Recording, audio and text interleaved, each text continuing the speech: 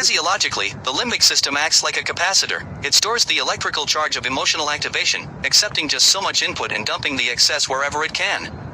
The model for understanding this is demonstrated in an experiment performed on dogs by Ronald Melzack, as reported by Critchley in Scientific Foundations of Neurology.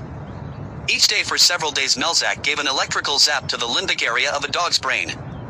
The electrical charge was apparently stored, for the electrical activity of the brain reverberated at a higher level after each zap, until one day the dogs began to have spontaneous seizures. The dogs had developed a form of epilepsy to handle the overload of input. Since a physical or psychological trauma to the system reaches the limbic system as a zap of electrical input, there are then continuing aftershocks of electrical activity. Even when the trauma is over, it will still reverberate in the limbic circuitry unless it can reach consciousness. This explains why every neurotic is under unremitting internal stress. When the limbic system can no longer handle the storage of pain, the spillover leads to symptoms.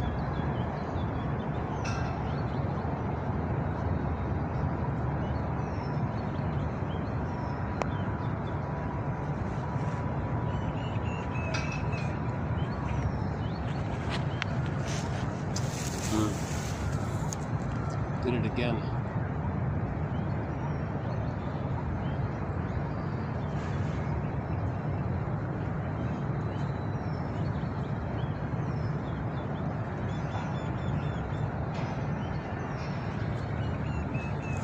When pain is imprinted, the result may be obsessive thoughts as the frontal area attempts to deal with and suppress the lower level activation. When this happens, ideas begin to churn. The person cannot shut off his brain, as it were. He cannot fall asleep because his mind is working overtime. It isn't the ideas that are driving the person crazy, it is the feelings that are driving ideas. Fear on its way upward via the thalamus and amygdala can be partially gated but can reach the prefrontal cortex, or it is translated into constant worrying. What if? Tranquilizers work on obsessions because they quell the pain from below, thereby putting less pressure on the cortex. The cortex, then, no longer has to manufacture worries and obsessions.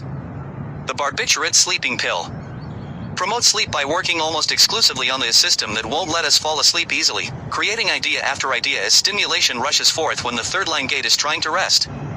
It is interesting to note that as feelings have greater access, a person may signal this rise by obsessing about one thing or another.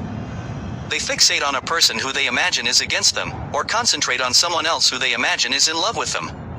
The specific obsession is of little consequence because it goes away as the person drops into feeling. But until the feeling is experienced, even a slight trigger is taken as a major insult. The person now is fixated and obsessed with all the strength of the old feeling. A Janov.